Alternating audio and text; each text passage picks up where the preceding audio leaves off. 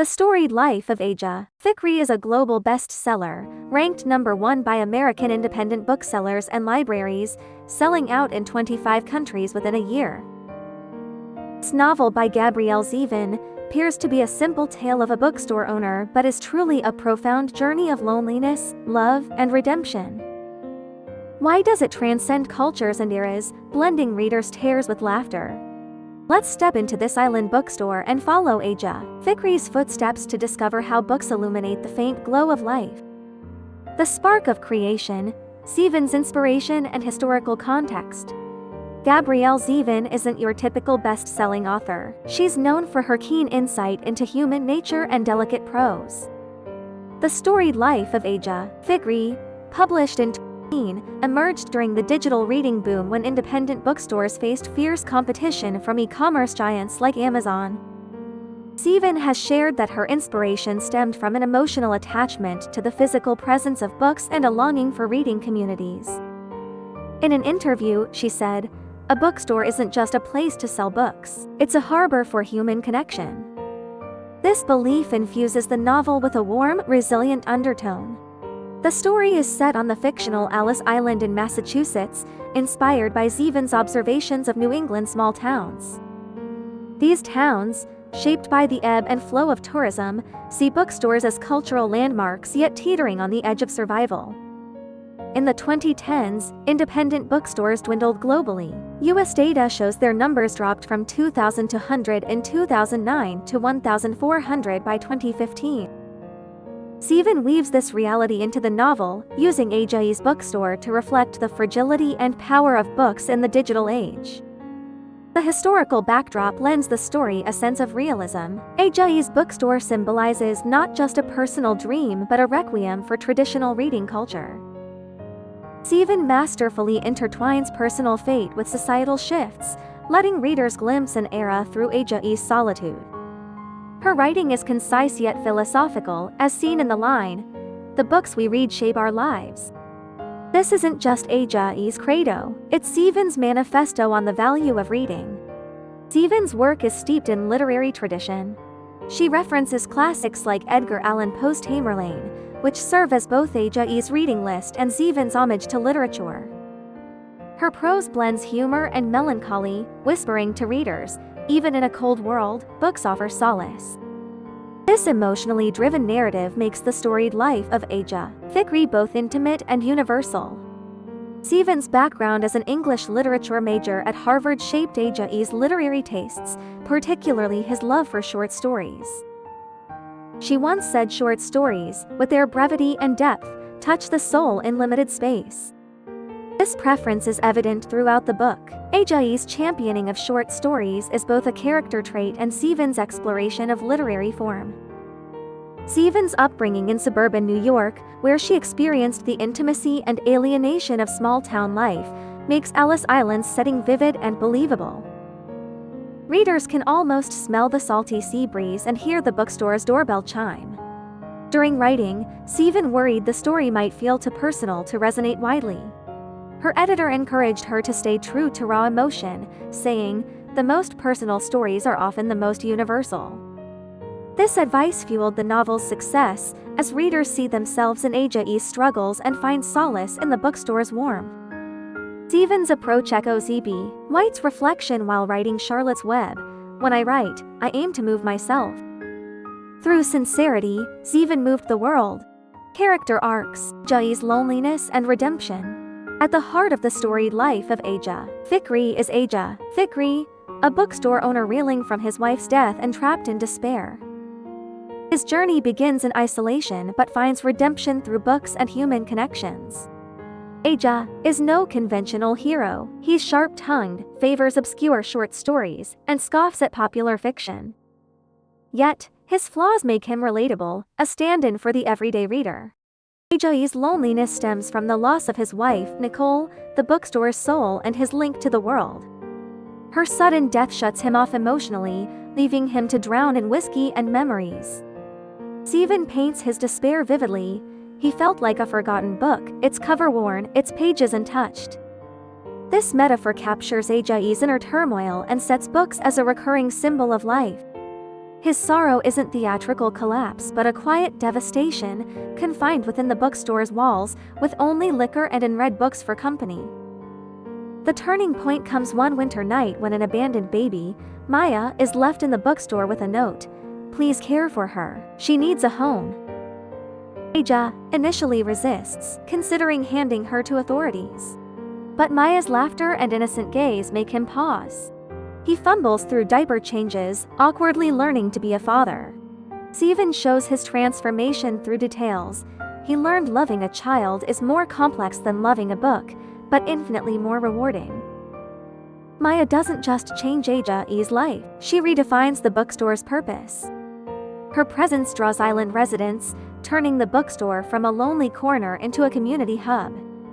A.J. rekindles a connection with Amelia, a cheerful publisher's rep whose optimism contrasts with his gloom. Amelia's first visit sparks tension. A.J. dismisses her bestseller recommendations.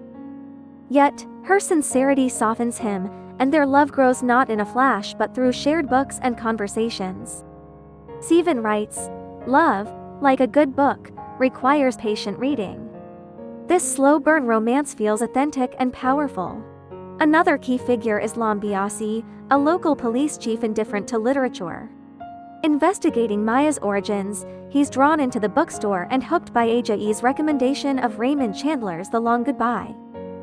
This sparks the island's first book club, showing how books can transform even the unlikeliest readers.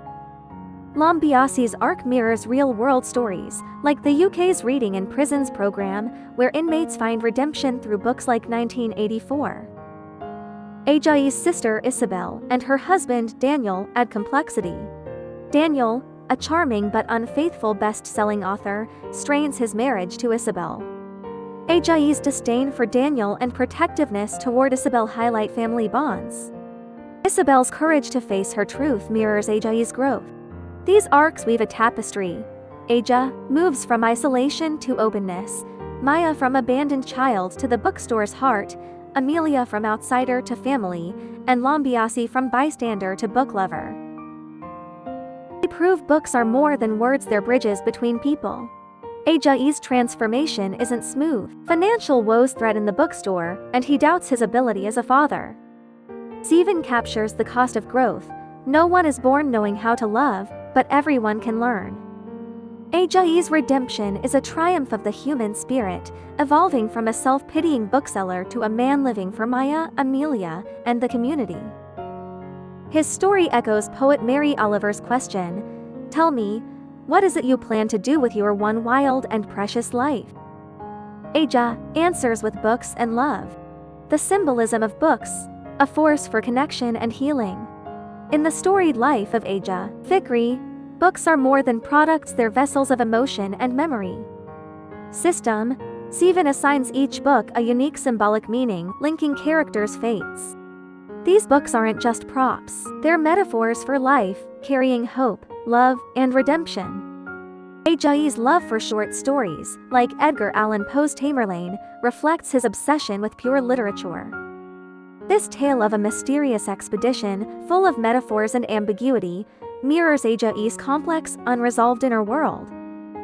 In his bookstore's recommendation corner, he writes, "A short story is a microcosm of life, condensed yet profound." This reflects both his literary philosophy and his view of life, brief but meaningful. A.J.'s preference for short stories underscores his isolation, favoring compact narratives over sprawling bestsellers. Maya's arrival shifts his perspective, opening him to the value of popular fiction. Reading Charlotte's Web to Maya, a story of friendship and sacrifice, warms her and teaches A.J. selfless love. Zevin uses children's books to show reading's power to shape young minds and heal adults. In reality, programs like Reach Out and Read in the U.S. provide free picture books to 4 million children annually, with studies showing enhanced language skills and emotional bonds. For example, a single mother named Emma rebuilt her bond with her daughter through Guess How Much I Love You, echoing the novel's themes. Amelia and A.J.'s romance blossoms through books. Her recommendation, Late in the Day, a novel about love and old age, initially earns A.J.'s scorn but later moves him. He writes, This book convinced me love knows no age limit. The book becomes their bridge, symbolizing love's inclusivity. Real-world parallels exist, like readers of Jojo Moyes Me Before You finding romance through book club discussions. Lambiasi's journey with detective novels, starting with The Long Goodbye and moving to Agatha Christie's And Then There Were None, reveals book's unexpected power. Shares at a book club, I never thought a book could make me ponder why people commit crimes. His story recalls silent book clubs in the US, where strangers read quietly in public and share insights, like New York's Bryant Park Club discussing The Great Gatsby. Books also serve as therapy in the novel. A.J. finds rhythm in life by organizing shelves and curating book lists for customers. Zevin writes, "The bookstore was his church, the shelves his altar." This metaphor elevates books to spiritual anchors, mirroring real-world bookstores like London's Shakespeare and Company, a haven for wanderers, where owner Sylvia Beach once sheltered writers like Hemingway. Books preserve memories too. A.J. creates a life book list for Maya, from The Very Hungry Caterpillar to The Catcher in the Rye, a gift to guide her through life's ups and downs. Echoes Japan's Letter Project, where parents write reading reflections for their kids, like a Tokyo girl, Misaki, who received her mother's book list at 18 and wept, "Every book was mom's love for me." Community and culture. The bookstore's soul and era's reflection. The Island Bookstore is more than A.J. stage. It's a microcosm of Alice Island's community. Zevin traces the island's shift from indifference to warmth through the bookstore's revival, celebrating the power of reading communities. Alice Island, a typical American small town reliant on tourism, feels desolate in the off-season. The bookstore starts as an outlier, with A.J.'s aloofness isolating it from the community. He gripes, "Island folks would rather watch TV than open a book." This mirrors real-world cultural struggles, like Bangor, Maine, losing its only independent bookstore to chain competition. Maya's arrival transforms the bookstore's fate. Her laughter and curiosity draw neighbors, who share their stories. A retired teacher, Eileen, borrows picture books for her grandson. A fisherman, Tom, discovers Sea-Fi through Dune. The bookstore evolves from a shop to a hub of connection. Zevin writes, "A good bookstore turns strangers into friends." This reflects real cases, like Portland's Powell's Books, dubbed the City of Books, hosting workshops and concerts, becoming a community heartbeat. The bookstore's book club symbolizes this shift.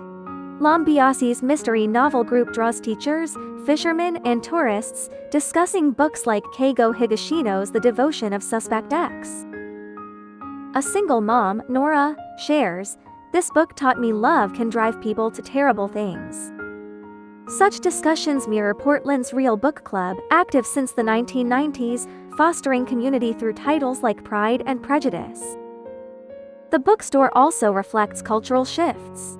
Facing digital reading's rise, A.J. grapples with unsold inventory and dwindling customers.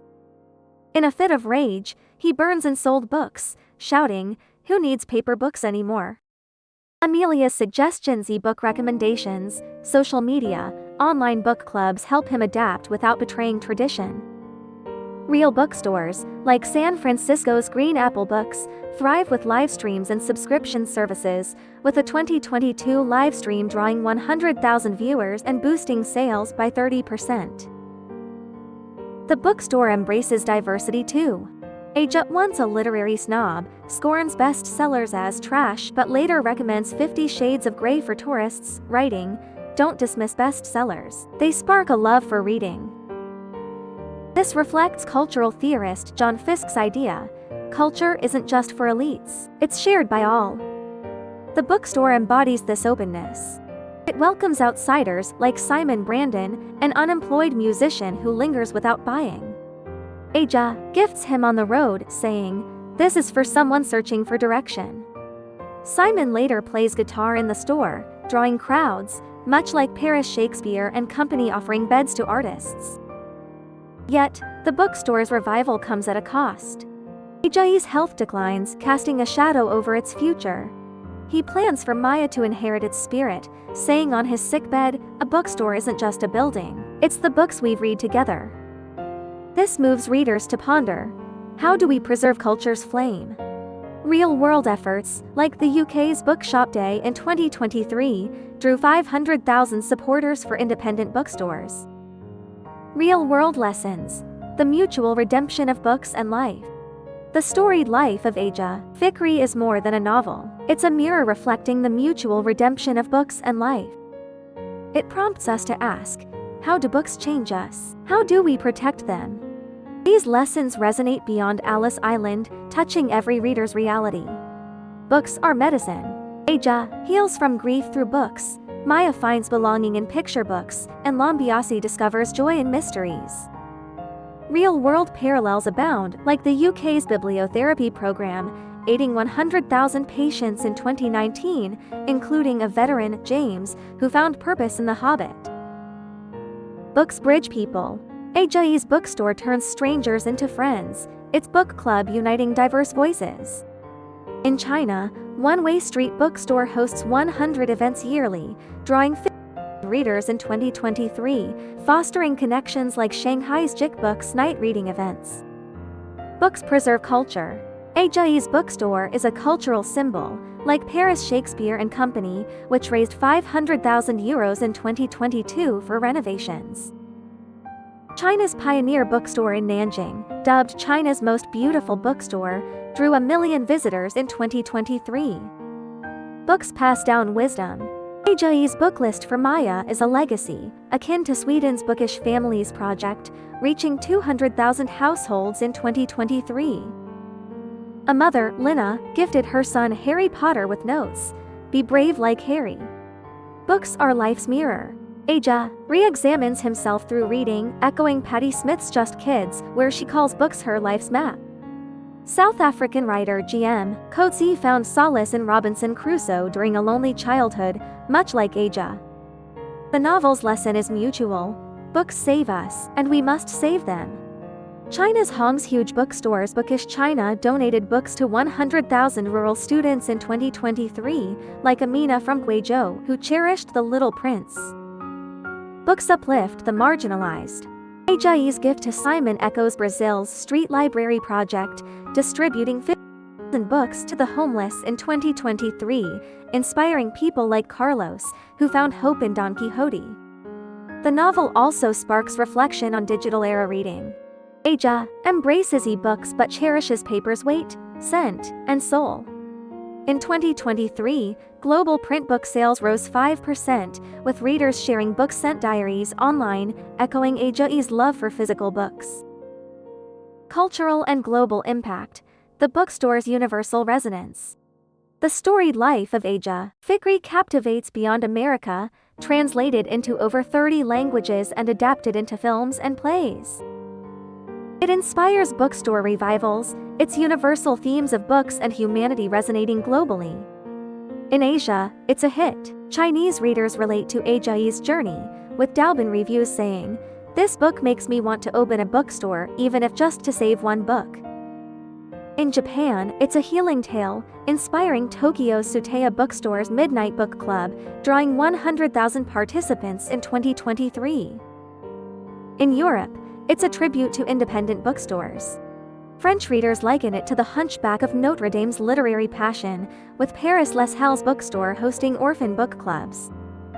Germany's Bookstore Alliance named it a top pick, selling 500,000 copies in 2022. The 2017 film, directed by Chris Columbus, stayed true to the book, earning book fans' love despite modest box office. The 2023 London West End stage play ran for 100 shows, with A.J.'s line, "I'm no hero, but I have books," sparking social media buzz. The novel fuels bookstore revivals, inspiring America's Independent Bookstore Day in 2018, boosting 3 sales by 10% across 5,000 stores. China's Bookstore Wander Festival in Shanghai drew 200,000 readers in 2023. The novel's universal appeal lies in its human insights. A.J.'s loneliness, Maya's need for belonging, and Amelia's optimism are shared emotions. Zevin explores love, loss, and rebirth, echoing Haruki Murakami's Norwegian Wood, "Everyone has a forest where they get lost." A.J.'s bookstore is that forest, guiding readers to find their way. This universality makes the storied life of A.J. Fikry a global haven. Conclusion: where's your island bookstore? The Storied Life of A.J. Fikry is a hymn to books and life. It reminds us, even on a lonely island, a book can spark hope. A.J.'s bookstore isn't just a setting, it's the sanctuary in every reader's heart. Wherever you are, a book or bookstore awaits you. What's the book that changed your life? Where's your island bookstore? How do you see the fate of books in the digital age? Share your story in the comments, and let's embark on our own reading journey from A.J.'s bookstore.